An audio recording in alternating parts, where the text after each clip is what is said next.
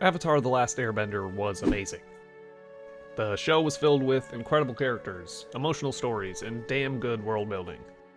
I mean, the show did so well that it got turned into a whole franchise. Spin-offs, comics, live-action shows, and movies. And to be honest, they've gotten most of them right. Besides the movie. It's the biggest piece of dog shit. But Avatar has never gotten video games right. There's been these little games and tie-ins, but nothing that truly gives you the feeling of being the Avatar. I'm aware there's supposedly a AAA game currently in development, but who knows how long that'll take or if it'll even come out at all. Plus, I'm impatient, so today, let's talk about the Avatar game we deserve.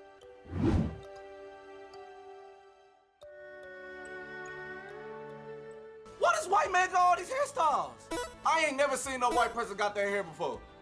Loading in a new game, you'd start by picking your nation. Whichever you pick will slightly alter your gameplay. For example, each nation you choose will have a different starting location.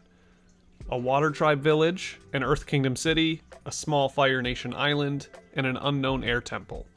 Each nation would also give you different bonuses: faster health regeneration, increased damage resistance, extra attack damage, and faster movement speed. Then, into customizing your appearance, it'd be a lot like most other character creations. You'd be able to choose your gender, body type, and edit the face. There would be choices of cultural hairstyles, markings, and outfits for each nation inspired from the original show, with more being unlocked throughout the game. The game's map, as you probably guessed, would be the Four Nations. The game would take place in a time of peace, where people are thriving and living in harmony. As you'd explore, you'd see the best of each culture, like Fire Nation festivals, Air Nomad Sky temples, busy Earth Kingdom markets, and Water Tribe gatherings. You can explore each nation however much you want, learning bits of their culture and their lore, upgrading and mastering your abilities, and just to see what each region has to offer. From the ice caps and the mountains to the grasslands and volcanoes. Throughout the map, there would be a bunch of different activities for the player to accomplish that aren't necessarily missions. Things like puzzles, where you use different elements to solve them, bending trials that help you master an element, or even parkour challenges or things like dungeons. Throughout the game, there would be random encounters like those in Red Dead or Fallout. Hey, you! Please! You gotta help me! Some that offer you a mission, or some that just try to blatantly rob you. Oh, thank God! Basically, just a bunch of stuff around the map for the player to interact with. To get around the map, you can use some of your own bending abilities like Aang's iconic air scooter, or you could choose from a variety of mounts like flying bison, eel hounds, or even Shirishus. And lastly, the NPCs in the game would function like those in Red Dead, or at least somewhat close, having a determined schedule throughout the day and going about that day realistically. You would notice this mostly in the cities throughout the regions that offer things like shops and libraries. Shops, you could find anything from clothes to health items, and libraries would hold bits of lore you collect and give you updates and recaps of the ongoing story. Now, on to what everyone's probably been waiting for, the combat. If you're playing as the Avatar, you need to feel like the Avatar.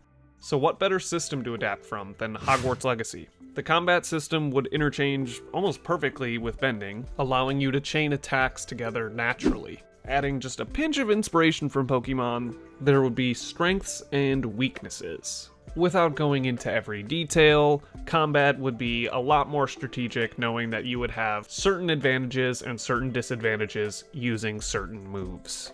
With that in mind, the core combat would still be very similar to Hogwarts Legacy, with fast, tactical combat, mixing quick strikes, dodges, and counters. Enemies usually fight in groups and can also use combos, making combat that much more strategic.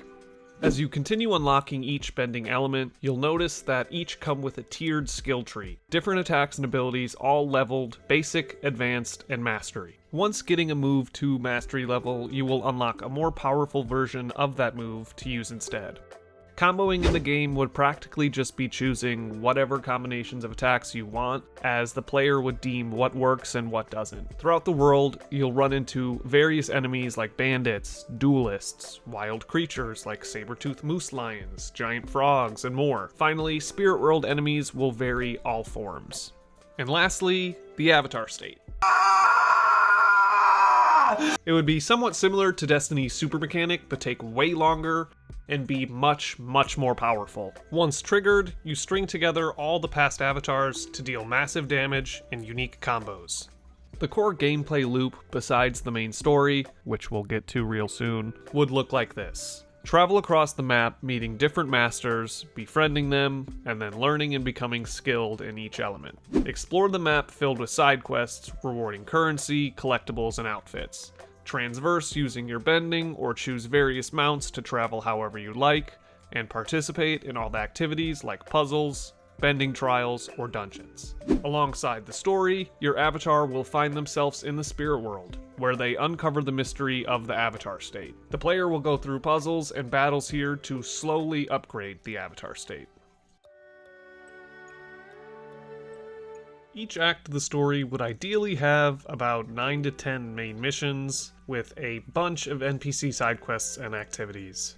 With the world at peace, the Avatar isn't really needed, and so he's been mostly untrained and practically irrelevant. Weird occurrences start occurring around the world, floodings, earthquakes. The Elders originally brush it off, but the Avatar feels something bigger is going on. As more and more pop up, getting more and more dangerous, the Elders are eventually convinced by the Avatar to send them off and train the 4 elements. Little do they know, their journey will be far bigger than that. As the Avatar travels, they hear rumors of a new faction forming, outcasts from all nations rejecting society. As they continue to train, learning and mastering their second element, soon it becomes clear this new faction isn't just a group of bandits, they're building a rebellion, recruiting veteran benders from all nations. As the threat gets significantly more serious, the Elders agree to contact the Avatar, sending them and a team to scope out the threat. And they find that it's a rebellion against the Avatar itself. This isn't a war between nations, this is a war on the Avatar.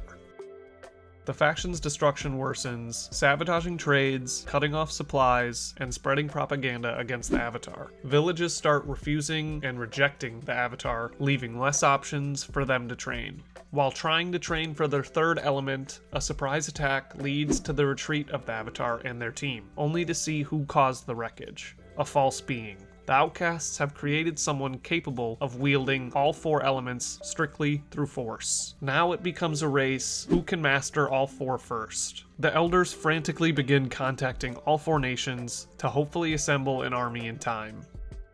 The Avatar finishes training their 4th element and now holds the power to all 4, only to find out so has the false being. The final battle comes to the Avatar, a planned attack that isn't just physical, but ideological. The way of the Avatar, and whether it holds people back, or if it's a beacon of hope and balance. After a brutal fight, the Elders' army arrives and the tide turns in the Avatar's favor, leading them to enter the Avatar state, dismantling the false being's power, and crush the rebellion's hope. But, showing mercy, the Avatar restores faith in their purpose, and puts the rebellion to an end. That was easy. And lastly, just some smaller extra features that I wouldn't necessarily mind if they were added. A pro bending arena, an unlockable late game sport/minigame where you can test your bending in competitive matches. A practice arena, a place to practice bending moves against AI opponents or even elemental dummies. The cabbage merchant. My cabbages! He's always somewhere on the map, and no matter where, his cart will get destroyed. Even an achievement for finding him in all 4 nations. Festival events, timed cultural festivals in each nation with carnival-style minigames and decorations, a reputation system. Choices affect how different nations and villages see the Avatar. Some towns might welcome you warmly, others might turn you away if they distrust you. Hidden lore and collectibles, old scrolls, murals, and statues across the world that reveal lore about past avatars and even maybe reward cosmetics. And finally, mini-games, air temple glider races, wrestling matches, cooking competitions, rhythm-based music games, all those kind of things.